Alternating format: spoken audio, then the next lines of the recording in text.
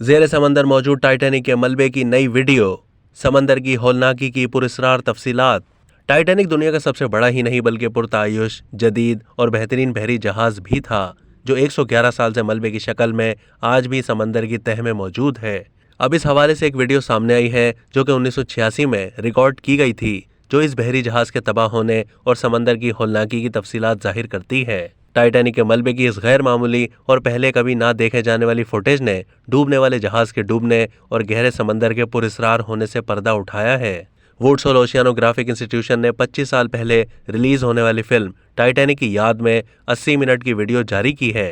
WHO के मुताबिक इब्तदाई तौर पर टाइटैनिक की बाकियात को डॉक्टर रॉबर्ट बेलार्ड की क़यादत में 15 अप्रैल 1912 को जहाज के डूबने के बाद 1 सितंबर 1985 को दरियाफ्त किया गया।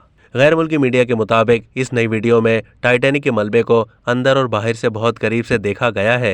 टाइटैनिक जहाज 53,000 टन वजनी, 882 फीट तवील और 90 फीट बुलंद था, जिसमें बेहतरीन आलात और मशीनरी लगाई गई थी और इस जहाज से मुतालिक दावा किया गया था कि ये कभी नहीं डूबेगा। याद रहे कि 10 अप्रैल 1912 को यह जहाज इंग्लैंड से अपने पहले सफर पर रवाना हुआ, जिसकी मंजिल अमरीकी शहर न्यूयॉर्क थी और ये बहरे ओकेन्यूज में कनाडा से 370 मील की दूरी पर एक बहुत बड़े बर्फानी तोदे से टकराकर समंदर में गर्क हो गया था। इस हादसे में 1,500 अफराद जान से गए थे और इस हादसे को 20वीं सदी का हौलनाक तरीन हादसा भी कहा जाता है।